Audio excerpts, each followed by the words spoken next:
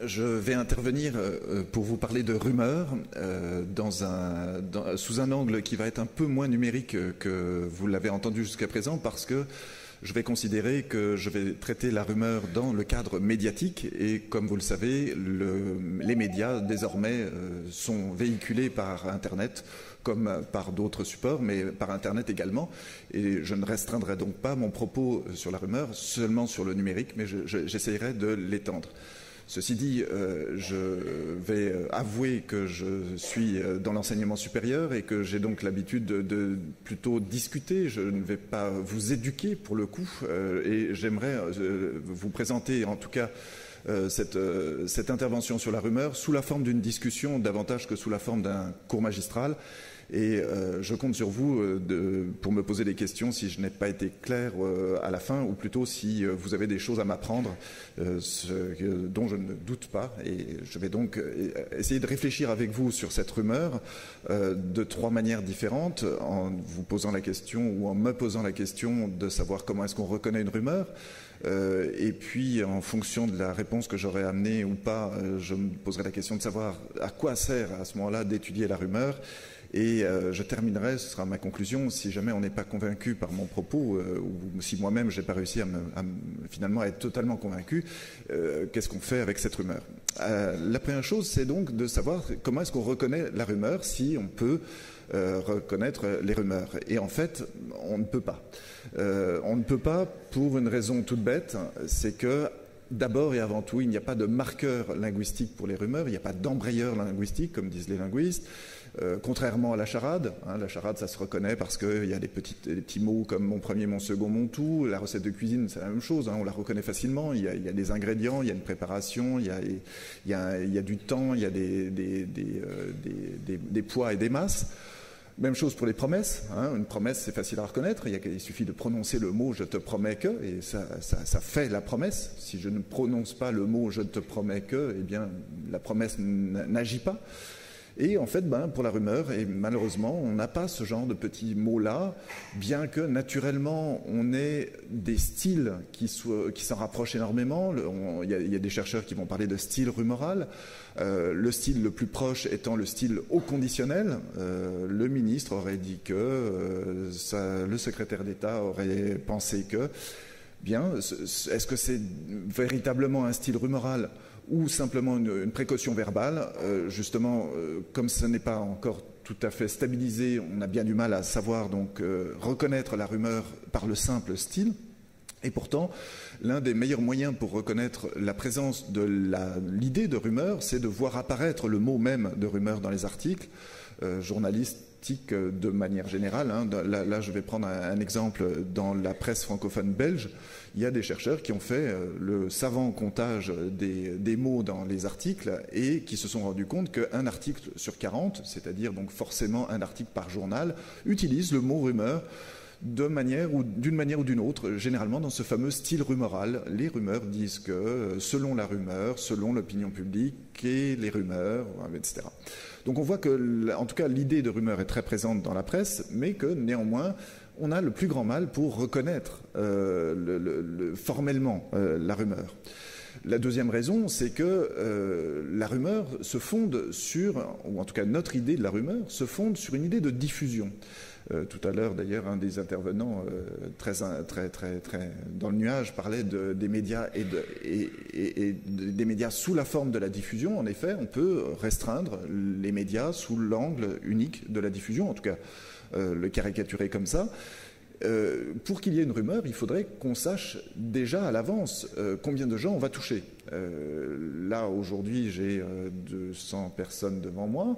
Je peux les compter a priori et savoir donc que là, probablement, je suis plutôt dans un format conférence.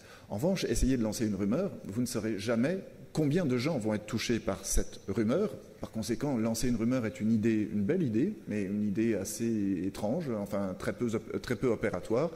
Il n'y a pas beaucoup de professionnels d'ailleurs de la communication qui oseraient s'y risquer. Donc cette idée de a priori est intéressante, c'est-à-dire qu'en gros on ne peut pas prévoir a priori ce qui fera rumeur et ce qui n'en fera pas. Donc on a des soucis à se faire pour reconnaître la rumeur. On peut néanmoins essayer. Mais souvent, c'est trop tard, pour une raison toute simple, c'est que le mot rumeur, justement, n'est pas utilisé forcément par les personnes qui vont utiliser ou qui vont lancer ou qui vont créer ce qu'on appellera ensuite rumeur. La rumeur est souvent nommée a posteriori. Là, je vous donne un exemple. C'est le fameux, comment dire, alors moi je ne sais pas s'il faut l'appeler un SMS, comme là j'en mets un exemple, ou un tweet, ou simplement une manip politique d'un groupe très situé sur l'échiquier politique, puisque là je fais référence à ce groupe qui se cache sous le nom de Égalité et Réconciliation, et qui avait lancé donc en janvier de l'année précédente, en janvier 2014, cette idée que les ABCD de l'éducation étaient des vastes cours de masturbation dans les cours de maternelle et dans les cours de primaire, de secondaire, enfin c'était assez large. Au début, lorsque l'effet de la campagne politique a été découvert, on en a parlé sous la forme d'abord d'une campagne de SMS, ensuite on l'a parlé sous la forme de rumeurs, et puis très rapidement on s'est aperçu que c'était une manipulation, au sens une manipulation partisane, et en cela il n'y a pas à s'en étonner, c'est-à-dire qu'il y a véritablement derrière ce mouvement-là un mouvement politique très organisé, très structuré, qu'on peut très facilement déchiffrer lorsqu'on se rend soit sur leur site, soit lorsqu'on lit leur littérature. Donc là, on voit que simplement cet événement-là a pu être qualifié rumeur à un moment donné de l'événement, mais seulement après, a posteriori, après qu'on a eu une première vision de cette diffusion. C'est-à-dire qu'une fois que les SMS ont dépassé le seul petit réseau des SMS et que c'est devenu un tweet généralisé et surtout que ça a été repris par la presse, on en a parlé sous la forme d'une rumeur, et tout d'un coup le mot rumeur apparaissait là, non pas parce que c'était la volonté au départ des interlocuteurs, mais que c'était reconnu comme une rumeur en cours de route. Et puis par la suite, ça a été encore déqualifié ou requalifié comme une manipulation politique. Alors on peut encore essayer de reconnaître les rumeurs autrement, mais vous allez voir que les moyens que j'ai sont vraiment pas très sûrs. Pourquoi ? Eh bien, précisément parce que ça dépend de l'autorité du locuteur, et que les locuteurs ont des autorités et pas une seule autorité. Alors je vais prendre une vieille histoire que vous connaissez tous, comme ça je m'épargne d'avoir à la raconter. C'est l'affaire de l'invasion de Mars qui a été écrite par Wells et mise en scène par Wells, mais ça ne s'écrit pas de la même manière. En 1938, ça remonte à loin, il y avait donc simplement le roman de H.G. Wells qui avait été remis sous forme théâtrale radiophonique sur une radio américaine par Orson Welles. Au début, naturellement, cette émission se passe très bien, c'est-à-dire qu'on est le 30 octobre 1938 et Orson Welles fait une émission de radio, il n'y a pas de problème. Et puis, dans la demi-heure qui suit, il y a des appels à la radio, il y a rapidement des personnes qui prennent peur et qui ont l'impression qu'il se passe quelque chose de grave, puisque là, on raconte quand même on est en 1938, qu'il y a une invasion des États-Unis par des forces aériennes, on ne sait pas trop bien d'où elles viennent, visiblement de Mars, mais c'est compliqué. Donc il y a une vraie peur qui surgit, et il y a des gens qui vont saisir la justice pour diffusion de fausses nouvelles et qui vont gagner le grand truc. C'est quelqu'un qui a dépensé tout son argent de la semaine, du mois ou de l'année, je ne sais plus maintenant, pour s'acheter des chaussures, et il l'a dépensé pour acheter un billet de train pour s'enfuir devant l'arrivée des Martiens, et donc il demande au juge de ce qu'on lui rembourse les 3,25 $ que lui coûtait la paire de chaussures pour l'année, ce que le juge va accorder. Mais c'est à peu près le seul effet de justice qu'il y aura à la suite de cette histoire. Donc là, on a une première qualification, diffusion de fausses nouvelles. Naturellement, Orson Welles n'a jamais parlé de diffusion de fausses nouvelles. Pour lui, il a voulu simplement faire du théâtre radiophonique. Et puis aujourd'hui, on en parle sous la forme également de rumeurs de 1938. Par exemple, je cite un de mes collègues américains, sociologue, Rosnow, qui parle de cette affaire-là comme d'une rumeur. Donc là, on voit que selon que l'on change d'auteur, d'autorité, de locuteur, eh bien on change également la qualification. Donc du coup, reconnaître une rumeur, c'est aussi se poser la question de à qui vais-je faire confiance pour le diagnostic de la rumeur. Même chose pour l'affaire de la rumeur d'Orléans, ce qu'on a appelé en tout cas la rumeur d'Orléans, qui est une fausse qualification, puisque ça a été qualifié ainsi par Edgar Morin, qui a publié un livre sous ce titre-là. Mais cette rumeur-là a circulé dans toutes les villes du monde, ou à peu près du monde occidental, en tout cas, enfin même jusqu'à Séoul, en tout cas de manière attestée. On en a parlé sous la forme d'une rumeur, on en a parlé sous la forme d'une cabale, d'une campagne diffamatoire, d'un canular, d'une calomnie. Et puis maintenant, on en parle également sous la forme d'une légende moderne, légende urbaine. Donc on voit que la qualification, le diagnostic que l'on porte, que l'on fait sur ces événements, sur ces affaires, dépend, encore une fois, du locuteur. Donc c'est pas terrible pour non plus réussir à qualifier formellement le mal dont nous souffrons. C'est un petit peu comme si on allait voir un médecin, que selon les médecins que nous rencontrons, eh bien on a tantôt un cancer, tantôt le sida, tantôt le rhume ou tantôt rien. Donc là, c'est un petit peu, on voit que, et c'est pas un défaut des sciences sociales, c'est simplement le fait que le diagnostic n'est pas stabilisé et que le concept de rumeur est peut-être pas tout à fait opératoire. Et il y a une troisième difficulté, et non des moindres, vous allez voir, c'est ce qu'on appelle l'action ostensive, l'ostensive action, qui est donc simplement l'idée du passage à l'acte. Le fait qu'il y a des gens parmi nous, ce n'est pas propre à la psychopathologie, qui vont se servir, qui allons se servir des scénarios, des histoires que nous entendons pour construire des histoires, refaire vivre des histoires. Alors je vais prendre l'affaire des clowns qui agite encore le landerneau médiatique français, puisque vous connaissez forcément ces clowns agressifs qui sont ces clowns qui font peur dans toutes les villes de France. On a un peu plus dans le nord de la France que dans le sud, mais enfin pas. J'imagine bien qu'à Grenoble, on a eu des affaires de clowns.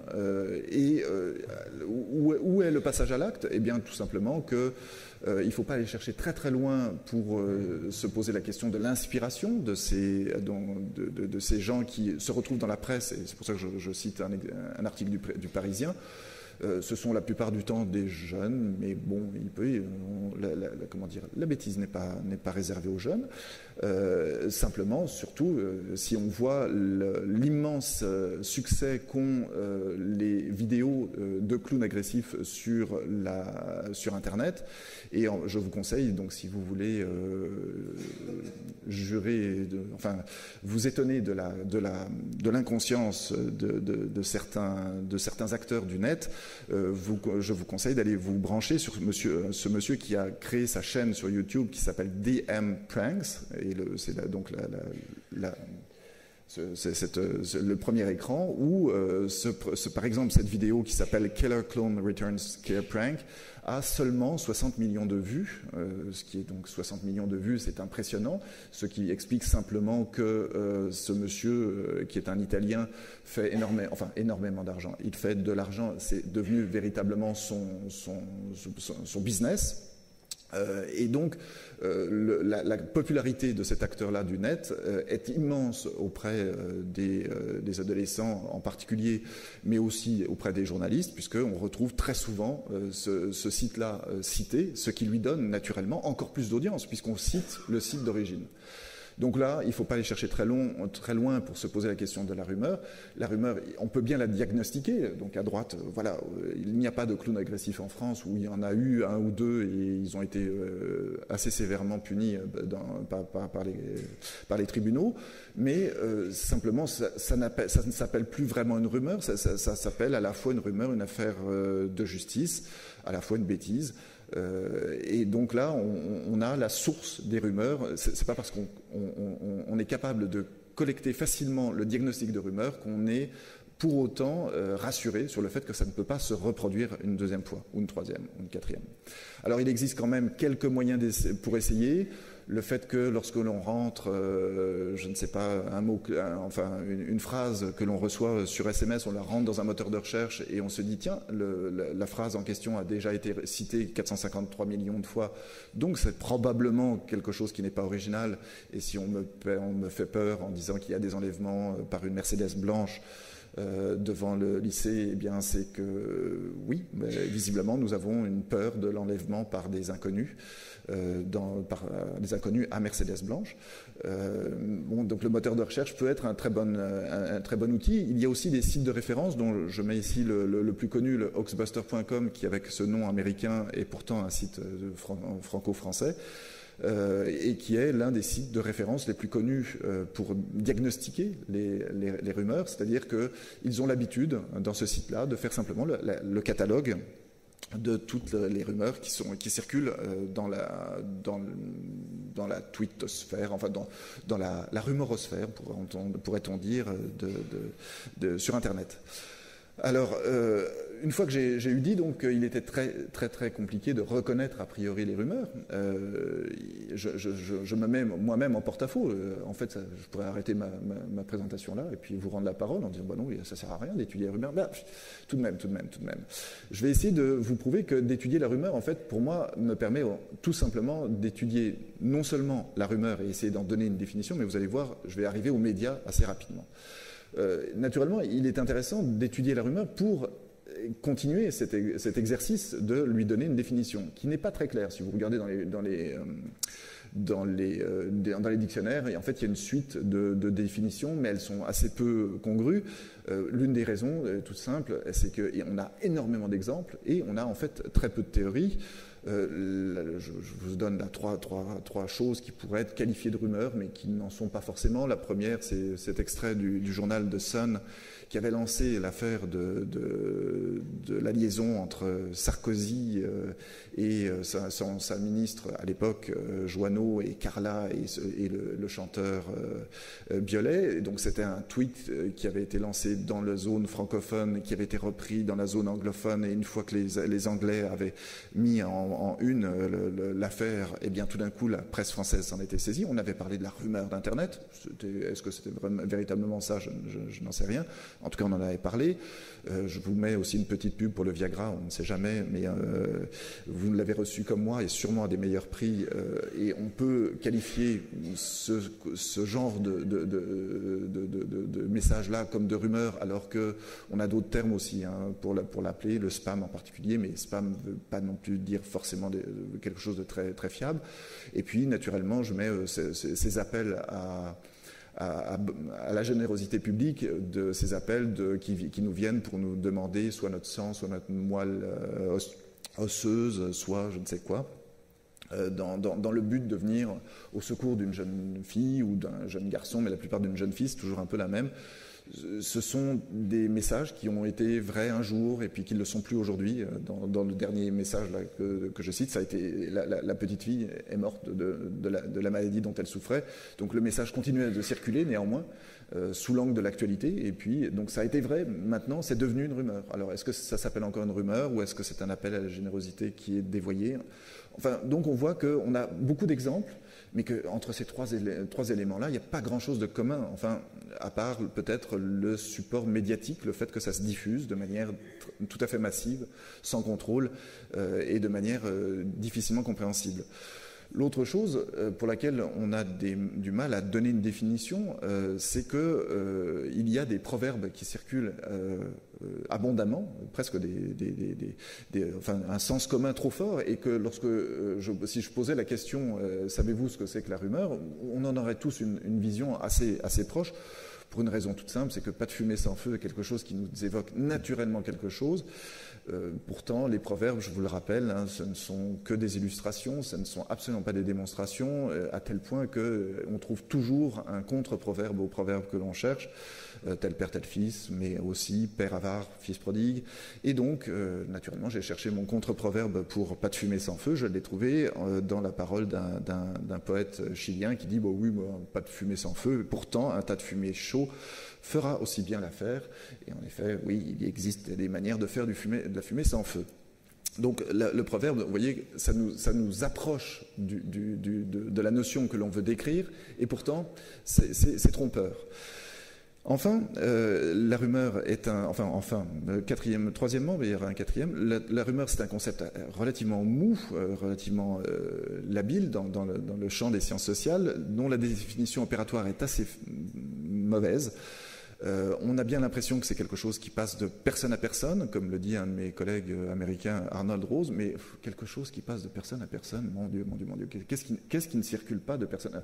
Un billet de banque, un virus, je ne sais pas, une bonne idée, bref, tout circule de personne à personne dès qu'on fait des sciences sociales. Donc donner une définition de ce type-là à la rumeur est quelque chose de véritablement mou. J'ai pris la définition que j'ai trouvée dans le catalogue des définitions de la rumeur la plus molle que j'ai trouvée.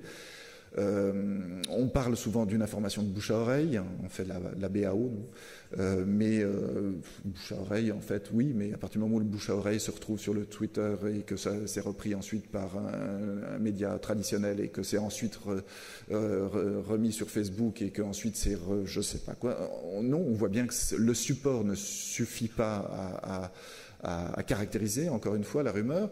Est-ce que ce sont des informations non vérifiées? Oui, d'accord, peut-être. Ce sont des informations vérifiées, mais dans quel délai? Là, je parlais tout à l'heure d'une information qui a été vraie à un moment, qui l'est fausse à un autre. Je ne sais pas, récemment, il y a un enseignant qui s'est auto-accusé d'être agressé et puis finalement, c'est-à-dire qu'il n'était pas... Ça a été vrai à un moment, puis ça l'est faux, ça l'est faux dans la même journée, mais il y a quand même eu 10 heures de délai et un ministre entre les deux. Je fais référence à ce qui s'est passé cette semaine. Donc on voit bien que la vérité n'est pas quelque chose qui est stable, la vérité est quelque chose qui se construit. Donc la vérification de la vérité, il faut lui laisser le temps. Encore aujourd'hui, on ne sait pas tout à fait de quoi est mort Napoléon et on se pose encore la question. Donc ça fait un certain nombre d'années qu'on cherche. On voit que le délai a de l'importance. Et enfin, la fausseté des rumeurs est souvent mise en avant. Mais là, je me permets de vous sortir une petite extrapolation. Lorsqu'on prend un bouquin qui s'appelle « Rumeurs vraies ou fausses » et qu'on essaye de faire simplement une statistique sur l'ensemble des rumeurs, il y a toujours un petit 4% de rumeurs vraies, de rumeurs, de récits qui circulent et qui sont vrais. Et donc en fait, on voit que les rumeurs, ce qui nous intéresse, c'est pas seulement la fausseté des rumeurs, c'est également et surtout le fait qu'elles puissent être vraies. Et la potentialité du vrai dans les rumeurs nous intéresse plus que la véritable dénonciation du faux. Alors, quatrièmement, pour avancer sur cette définition, alors je vais aller assez vite parce que sinon je vais vous faire une histoire de la rumeur et ça peut être assez complexe. Le concept de rumeur, en fait, est un concept relativement récent dans l'histoire des sciences sociales. Il ne date pas du tout, ce n'est pas du tout le plus vieux média du monde, tout simplement parce qu'il a été inventé par ce monsieur-là en 1902. Tout d'un coup, ce monsieur, un psychologue, va faire la première théorie scientifique de la rumeur. Alors, naturellement, le concept de rumeur apparaît en 1902. Ça ne veut pas dire que le phénomène de la rumeur apparaît à ce moment-là. Le phénomène lui-même est quelque chose de bien plus ancien. Mais le fait que l'on puisse conceptualiser la rumeur seulement depuis 1902 fait qu'on peut poser les mêmes questions en histoire des idées sur, je ne sais pas, l'invention du féminisme dans les mêmes années d'ailleurs. Est-ce que ça veut dire pour autant que les femmes n'étaient pas des femmes de tête avant les années 1900? Naturellement si. Néanmoins, il n'y a pas eu de mouvement féministe avant les années 1900. Ce qui change la donne.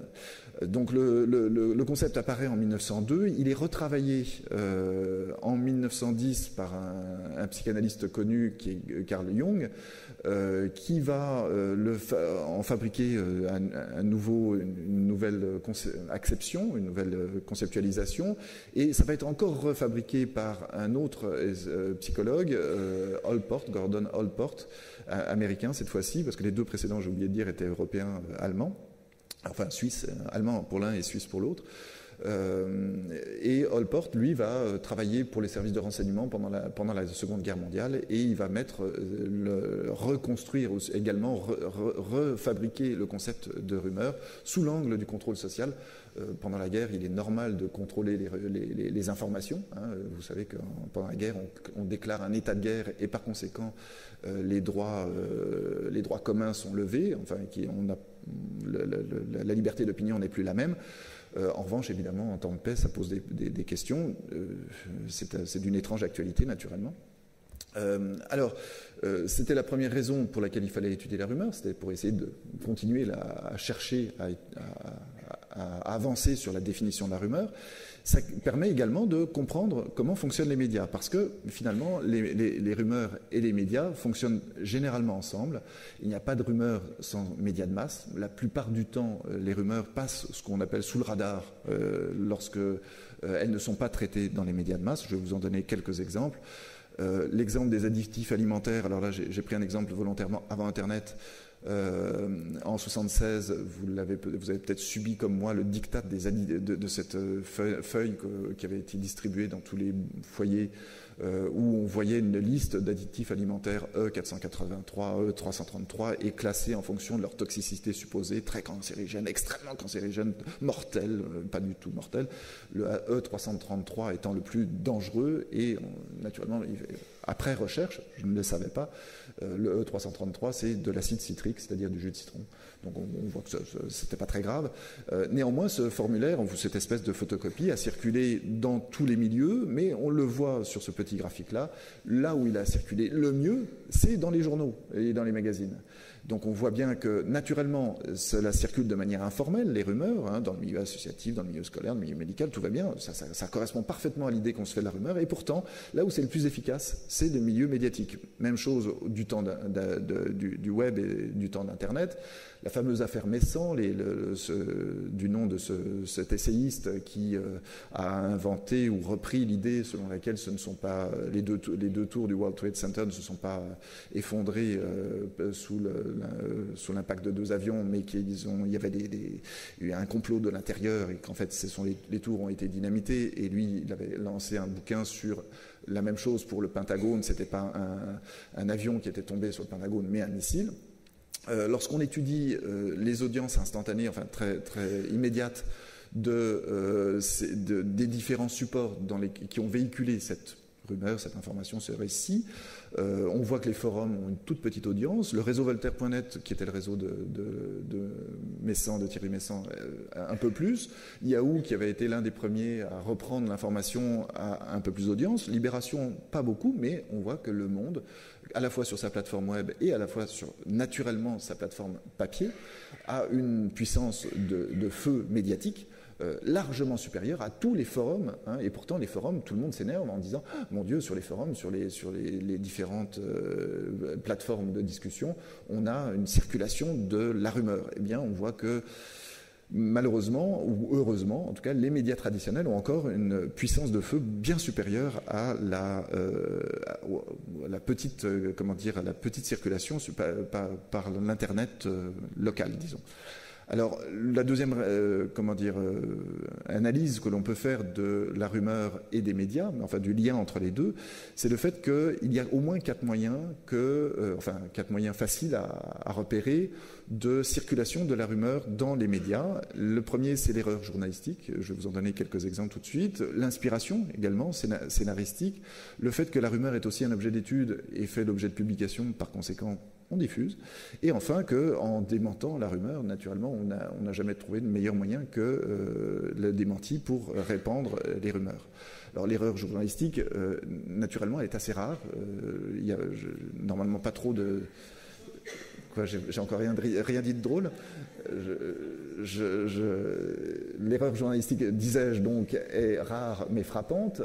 Je reprends, donc effectivement, ce qui vous amuse, c'est le fait que un journal italien, la Corriere della Sera, a repris un faux sondage du Gorafi.fr en pensant que c'était du vrai. Et je vous mets le sondage parce qu'il est effectivement intéressant. Mais ça arrive donc continuellement. Hein. C'est pas propre aux médias étrangers. L'AFP qui se plante le 30 mars 2009 et qui va parler donc du Concorde qui va reprendre du service. 30 mars, c'est la veille d'un jour important. L'AFP pourtant s'est fait avoir. Ça arrive. Même chose, TF1 qui va inventer un reportage complètement ils vont se faire avoir par une bande de zouaves, jeunes ados qui vont se déguiser en punk et qui vont dire oui, nous on est alloués pour les soirées, on est des punks alloués. Donc c'est possible, mais c'est quand même relativement rare, mais c'est toujours très, très, très amusant. Donc la rumeur peut circuler sous cet angle-là. La rumeur peut également circuler sous l'angle de l'inspiration scénaristique, c'est-à-dire que les scénaristes qui quelquefois ont des trous de mémoire ou cherchent de l'inspiration dans les rumeurs. Alors par exemple, là je vous mets l'illustration d'un BDiste qui simplement utilise la légende urbaine du fou au crochet, une légende qui circule essentiellement en Amérique du Nord, mais qu'on retrouve maintenant pour cette raison-là en particulier en Europe, parce que vous le voyez, l'exemple du fou au crochet, ça a été au moins évoqué dans 2 romans, dans 7 films, dans un jeu vidéo, etc. Donc on voit bien que naturellement, désormais, ce folklore qui était auparavant américain devient un folklore mondial, puisqu'il est diffusé par tous les médias, et y compris les médias donc, français. Même chose dans les films. J'ai pas le temps de vous le montrer, mais si vous prenez la première scène du film Magnolia, eh bien vous voyez un scaphandrier en haut d'un pin, et on se demande pourquoi est-ce qu'il est là. Évidemment, un scaphandrier en haut d'un pin au milieu d'une forêt brûlée, et tout simplement il a été parachuté, enfin pas parachuté, il a été largué par un Canadair qui l'a englouti en allant chercher de l'eau. Et donc ça fait partie de ces grandes légendes urbaines qu'on entend régulièrement dans nos cercles d'amis. Et puis, il ne faut pas s'en étonner, puisque c'est aussi donc, un élément de scénario. C'est également le cœur de certains documentaires, le cœur de certains films. Alors les films que vous avez là, Urban Legend, Candyman, sont des films que naturellement vous avez vus parce que ce sont les films que voient nos adolescents, donc il faut bien se tenir au courant. Et ce ne sont pas des films d'une excessive qualité, simplement ce sont des films qui servent à faire peur, qui servent également à remémorer précisément ces légendes qui ont déjà été entendues une fois, et on leur donne visage, on leur donne corps, et par conséquent ça connaît un succès assez important chez les jeunes. Je dois battre ma coulpe en expliquant que les rumeurs circulent également par le fait que des gens comme moi ont l'inconscience de parler de leur objet d'étude. Et naturellement, si on publie des bouquins, là je vous en sors 4, mais il y en a quand même des dizaines, des bouquins sur la rumeur, et bien naturellement, c'est un bon moyen de faire circuler tous les exemples que je viens de vous donner. Ne vous étonnez pas de les retrouver ensuite dans vos cercles d'amis, c'est probablement vous-même qui les aurez. Ah bah oui, mais très bien, et on va les faire circuler malgré nous. Donc c'est un troisième moyen, effectivement, de faire circuler les rumeurs. Et enfin, les démentis sont naturellement, de mon point de vue, le meilleur moyen. Je prends 2 exemples connus. L'actrice Isabelle Adjani, qui est à gauche, et Dominique Baudis, qui était l'ancien directeur du CSA, qui est à droite. Lorsqu'on regarde ce qui s'est passé avant et après le démenti, c'est-à-dire qu'il y a eu des rumeurs avant qu'ils s'en émeuvent eux-mêmes, sur TF1, 20h, dimanche soir, heure de plus grande écoute de la télévision française à l'époque. On voit qu'avant l'affaire Adjani, eh bien, il n'y a que 25% de la population qui est au courant de la rumeur avant qu'elle intervienne dans les médias. Juste après qu'elle intervienne, il y a 85% des Français qui sont au courant de la rumeur. Donc le démenti a fait exploser la notoriété de la rumeur. Alors on pourrait se dire c'est pas très grave, après tout on fait exploser l'affaire et comme ça au moins les gens arrêtent d'y croire. C'est pas tout à fait vrai. Si on étudie alors de manière plus compliquée, donc là il faudrait que je prenne du temps pour vous l'expliquer, mais sur la crédulité, en fait il faudrait se fier au nombre de crédules à gauche et à droite avant et après le démenti, par le fait même qu'on a augmenté la part de gens qui sont au courant de la rumeur. On crée également des faux crédules, c'est-à-dire des gens qui vont se dire « Tiens, je n'ai jamais entendu parler qu'elle était malade. Si on m'en parle, il doit y avoir quelque chose. Il n'y a pas de rumeur, il n'y a pas de fumée sans feu. » Et donc on augmente mécaniquement, mathématiquement, on augmente également le nombre de crédules. Donc on voit bien que le démenti a l'effet inverse à la fois sur la notoriété et sur la crédulité de ce que l'on veut. Et pourtant, il ne faut peut-être pas s'en étonner parce que il vaut peut-être mieux ça qu'une balle dans la tête ou autre chose. Donc pourquoi pas? Alors maintenant, j'aimerais me dépêcher parce que je sens que je suis bavard et qu'il faut que j'aille plus vite. Vous parlez du fait que la rumeur me permet également, moi, lorsque j'étudie la rumeur, d'étudier comment fonctionnent les médias et en particulier de lutter contre deux modèles, enfin un modèle prégnant, un modèle très très très fort dans l'étude des médias, qui est le modèle descendant, hiérarchique, linéaire de l'information, que l'on appelle le modèle pavlovien, behavioriste, ou le modèle télégraphique, et qui fait penser qu'il suffit, et pourtant, naturellement, ça se heurte à toute votre pratique, à notre pratique pédagogique plutôt, il suffit de dire quelque chose clairement pour que ce soit compris aisément. Eh bien, malheureusement, ce schéma de la communication-là est extrêmement simpliste et ne marche que dans quelques rares cas, comme le dressage des animaux, le dressage de quelques situations hiérarchiques comme le lavage de cerveau, les ordres militaires, mais en tout cas rarement, et on l'a évoqué tout à l'heure dans la table ronde, rarement dans le cadre pédagogique. L'une des raisons pour laquelle les rumeurs ne marchent pas de cette manière-là, et c'est simplement le fait qu'elles marchent de manière thématique. Les rumeurs, comme les informations, marchent de manière thématique. Vous entendez tous les jours la cote du CAC 40. Ça vous intéresse? Oui, ça vous intéresse si vous avez des actions. Ça ne vous intéressera probablement pas si vous n'en avez pas. Même chose sur les additifs alimentaires, mon exemple de tout à l'heure.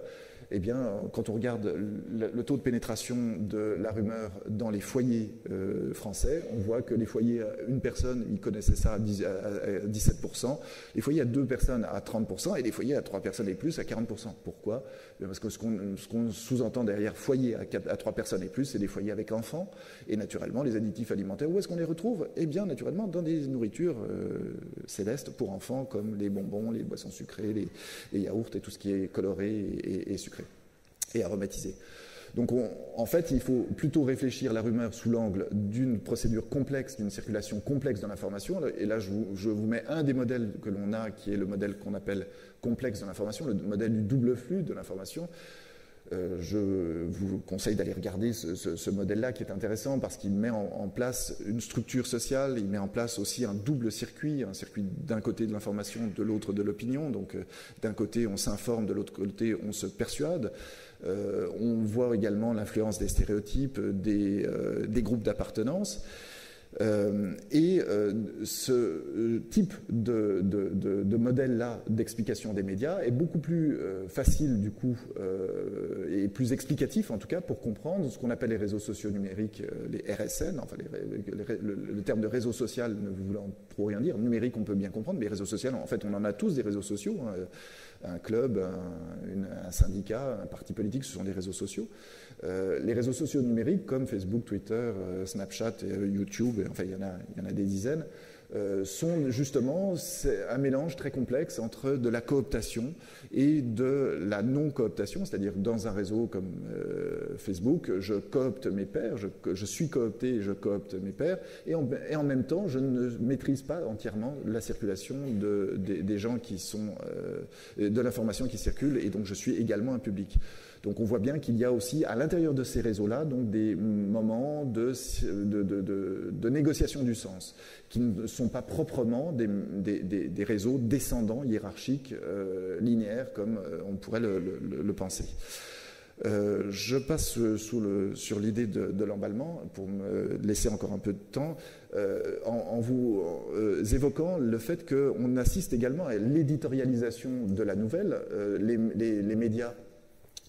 Les médias sont vécus aujourd'hui comme avant sous l'angle de l'agenda et de l'éditorialisation, c'est-à-dire que les nouvelles ne nous sont jamais données brutes, elles sont toujours traitées par des journalistes, des journalistes ou des ordinateurs fabriqués par des journalistes, ou fabriqués ou algorithmés par des journalistes.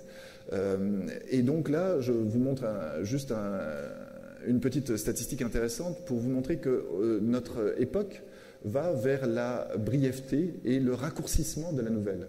C'est-à-dire plus nous avançons dans le temps, et c'est une statistique là qui joue juste depuis 2003, donc sur une dizaine d'années, mais on a fait le même constat sur 50 ans, plus on avance dans le temps et plus les nouvelles sont brèves. Là, on voit, par exemple, le Los Angeles Times en bleu, le nombre d'articles de plus de 2000 mots a diminué de 86% en 10 ans. C'est-à-dire qu'on voit que simplement l'habitude de la presse actuelle est d'aller vers des articles de plus en plus brefs. En soi, ce n'est pas très gênant pour l'information. L'information, on l'a bien au final. De la même manière qu'il y a peut-être des gens dans la salle qui sont en train de live-tweeter. Donc en 140 signes, on arrive à donner des informations. Oui, bien sûr. Mais ce que l'on manque en faisant ça, on manque tout ce qu'il y a autour de l'information. Et qu'est-ce qu'on appelle le autour de l'information? C'est tout simplement l'analyse, la contextualisation, la compréhension. Et on le voit donc, l'éditorialisation actuelle du journalisme va vers la brièveté, et cela explique peut-être donc des moments de total emballement, total embrasement médiatique, puisque sur quelques petits moments d'information, comme des faits divers, tout d'un coup, on va pouvoir discuter de la véracité du fait sans prendre le temps simplement d'attendre une information plus large. Je me dépêche pour vous présenter 2-3 idées encore. Pour comprendre la société médiatique, il me paraît important d'imaginer qu'il existe aussi une raison anthropologique à la circulation de certains messages. Je vais vous citer les messages que j'appelle les SMS fait tourner, que j'ai étudiés justement dans la communauté des collégiens et des vieux collégiens et des jeunes lycéens. Que sont ces petits SMS que vous n'avez naturellement pas reçus, moi non plus, vous allez très rapidement comprendre pourquoi. Il dit ceci: le plus beau cadeau que je pourrais te faire, c'est un miroir, car après toi, la plus belle chose au monde, c'est ton reflet. Envoie ce SMS aux personnes que tu trouves belles et à moi si j'en fais partie. Si 3 SMS te reviennent, c'est que tu es magnifique. J'ai lu la traduction. Pourquoi est-ce qu'on ne reçoit pas ces SMS-là? Tout simplement parce que le but de ce SMS-là, qui n'a aucun but naturellement, il a un but bien sûr, mais enfin il est très, très étrange. Le but principal ou l'hypothèse que l'on a pour expliquer la circulation de ce genre de SMS fait tourner, c'est pas tellement pour le fond, mais beaucoup plus pour la forme, c'est-à-dire que je vais faire circuler ce message-là dans le cercle que j'estime être mes amis, pour savoir si ce sont mes amis et si eux me reconnaissent comme ami. Et c'est pour ça que nous sommes bien trop vieux, beaucoup trop vieux, pour les recevoir, et que moi j'ai dû faire appel à des vieux étudiants qui avaient des jeunes frères et des jeunes sœurs, parce que sinon c'est pas faisable, je suis à l'extérieur, et c'est bien fait pour ça, je suis à l'extérieur de ce message-là, et même les parents, normalement, n'ont pas reçu ça, ou alors l'ont vu en arrachant le portable de leur enfant. Je terminerai alors, donc, promis, j'avais dit que j'étais bavard, mais je vous mets la pression. Hein. Je terminerai sur le fait que la rumeur mérite d'être inscrite donc, dans le temps. J'en ai déjà un peu parlé à propos de l'explicitation, de la vérification, de l'enquête, sur le fait que toute enquête prend du temps et que par conséquent il y a des enquêtes qui vont prendre plus ou moins de temps et que la vérité vient avec le temps, que la divulgation n'est pas quelque chose qui est immédiat et qui peut être facile à traiter dans un temps bref. Il faut donc se méfier énormément de l'urgence. Il faut également inscrire la rumeur dans l'espace. L'espace, il peut être géographique, il peut être social. Le fait que les rumeurs soient thématiques, c'est ça, c'est l'idée que donc tout le monde ne reçoit pas l'information selon laquelle, je ne sais pas moi,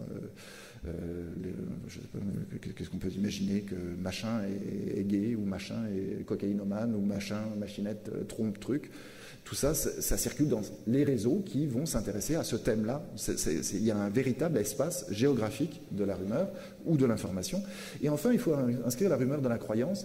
Et là, donc, je fais appel à une dernière statistique qui va naturellement vous révulser, comme moi, puisque je regarde les croyances en la voyance, dans les extraterrestres, dans le paranormal, dans l'astrologie, dans les soucoupes volantes, en fonction de l'éducation des gens qui y croient.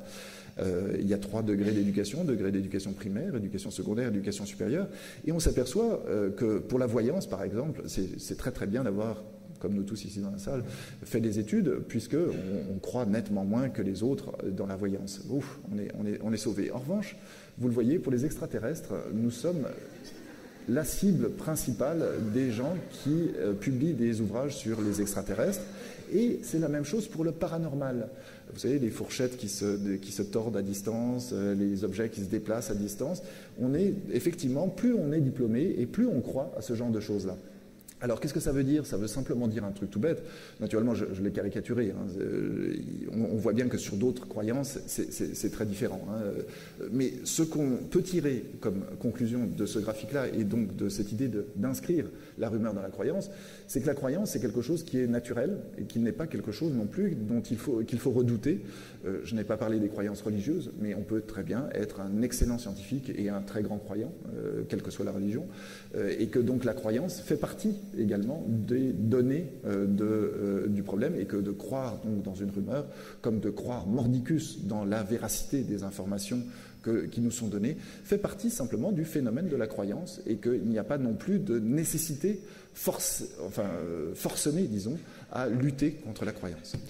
Si vous avez des questions, je vous en prie, je crois que... Ça, c'est pas me mettre dans l'embarras du tout. Merci beaucoup, Monsieur Froissart. Je vous en prie. Merci.